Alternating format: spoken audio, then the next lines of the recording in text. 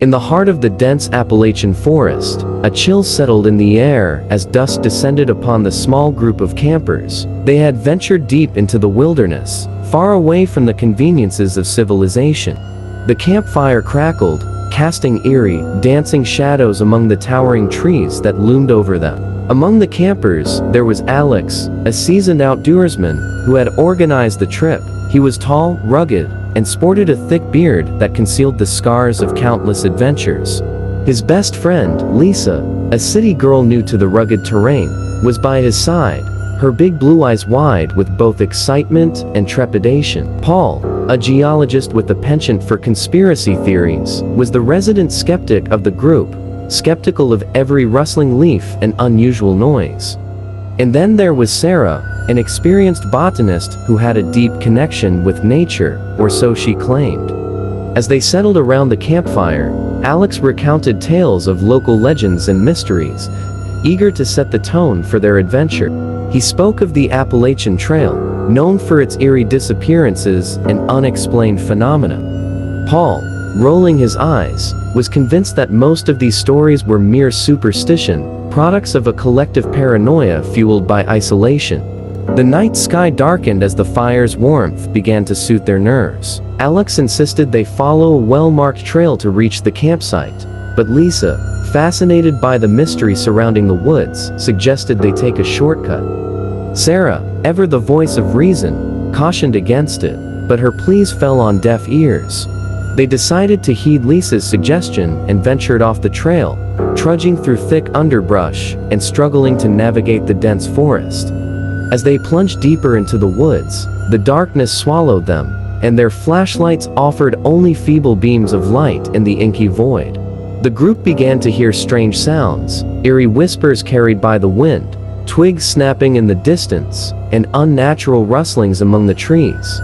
Paul's skepticism wavered as he felt an unease creep over him, but he kept it to himself, not wanting to appear weak in front of his friends. Hours passed, and exhaustion weighed heavily upon them. They reached a small clearing, and Lisa suggested they set up camp there, fearing they were hopelessly lost. As they pitched their tents, Alex glanced at the sky and noticed it was eerily overcast. The absence of stars made the darkness even more oppressive. The night wore on, and the unsettling sounds in the forest persisted. Sarah, who had been maintaining a reassuring composure, finally broke down, whispering that they had disturbed something ancient and powerful. Her cryptic words sent shivers down everyone's spine, and their unease deepened. As they huddled inside their tents, Lisa, unable to shake her curiosity, decided to investigate the area. She unzipped her tent, sneaked out, and started to follow a faint, eerie melody that beckoned her deeper into the woods. The haunting tune grew louder with each step, drawing her further away from the campsite. Back at the camp, the others grew increasingly anxious, realizing that Lisa was missing. Paul, in a fit of worry, reluctantly admitted that they might be facing something beyond their comprehension. Alex was torn between searching for Lisa and staying with the group. He finally decided to take action, knowing that waiting in the dark would accomplish nothing. Equipped with flashlights, Alex and Paul ventured into the woods, calling out Lisa's name. The oppressive silence that followed their shouts was broken only by the occasional rustle in the underbrush. After what felt like an eternity, they discovered Lisa's flashlight abandoned on the forest floor, still casting a weak beam of light into the impenetrable darkness. Their search continued, fueled by fear and determination. Hours passed, but they found no trace of Lisa. Alex's thoughts were consumed by guilt for not heeding Sarah's earlier warnings and for allowing Lisa to venture off on her own. In the early morning hours, they returned to camp, exhausted and disheartened. Sarah, still shivering with fear, insisted that they had stumbled into the territory of an ancient spirit that guarded the forest, punishing those who dared to trespass. Paul, ever the skeptic, dismissed her claims, attributing Lisa's disappearance to more mundane reasons, like getting lost or injured.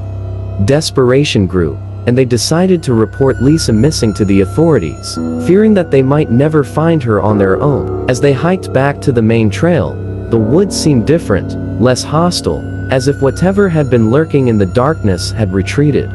The rangers took over the search, and the group returned home, haunted by their camping trip turned nightmare. Months passed with no sign of Lisa, and the incident faded into a memory that they all wished to forget. Then, one day, Alex received a phone call from a ranger. Lisa had been found, alive, but changed. She was discovered deep in the woods, disoriented and whispering about a hidden world beneath the forest. Her encounter had left her physically and mentally scarred, and her eyes held a wild, haunted look that sent chills down their spines. Lisa's return brought a renewed sense of urgency to their mission. They began to dig deeper into the legends of the Appalachian woods, convinced that there was more to their camping horror story than they had initially believed. Their research led them to local folklore about a hidden realm beneath the forest, said to be inhabited by ancient spirits, protectors of the land. The gateway to this realm was rumored to be accessible through a mystical rock formation deep within the woods. It was described as a massive stone circle, marked by intricate carvings and symbols. With Lisa's fragmented memories and newfound knowledge, the group resolved to return to the forest and uncover the truth. Armed with information, they embarked on another journey into the mysterious Appalachian wilderness, determined to find the stone circle and the hidden world it supposedly led to. The search was grueling, and the forest remained as enigmatic as ever, but they persisted. Days turned into weeks, and as they ventured deeper, they began to experience unsettling phenomena. Time seemed to warp in the woods, and strange apparitions appeared before them. They heard disembodied voices, saw ghostly figures, and felt the presence of an otherworldly force that watched their every move. One evening, as the sun set and the forest grew eerily quiet, they stumbled upon the mystical stone circle. The massive rocks were covered in intricate carvings, and at the center, they found an ancient, weathered book. It contained drawings and cryptic writings that hinted at the existence of the hidden world below. As they explored the stone circle, a sense of foreboding washed over them. The air grew colder, and the sky darkened, despite the absence of clouds.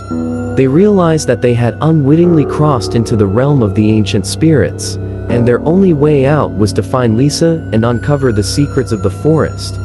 The group descended into the hidden world, a labyrinth of tunnels and caverns beneath the earth. They encountered strange, luminescent flora and fauna, feeling the pulse of the land itself. The forest above them seemed to have a mirrored reflection below, as if they had entered a parallel dimension. Lisa's fragmented memories guided them deeper into the underground maze, and they began to piece together the story of the spirits that guarded the forest. They were the protectors of a powerful force, a source of energy that had the potential to heal or destroy. As they delved further, they encountered the spirits themselves, ethereal beings with features resembling the forest's flora and fauna. They communicated with the group through visions and whispers. The spirits revealed that Lisa's encounter with them had disturbed the balance, and the forest was in danger of losing its energy source. The spirits gave the group a choice. They could leave the realm and seal it forever, preventing anyone else from stumbling upon its secrets, or they could stay and help restore the balance by finding a new guardian for the forest. The group was torn, their loyalties and desires pulling them in different directions. Lisa, however, had a revelation. She understood that the spirits were not malevolent, but protectors of a delicate equilibrium. With newfound clarity, she volunteered to become the guardian, to ensure the forest's survival. The spirits accepted her offer, and the group sealed the realm, returning to the surface. As they emerged from the underground, they found themselves back in the Appalachian forest. But something had changed. The air was fresher, and the woods seemed vibrant with life.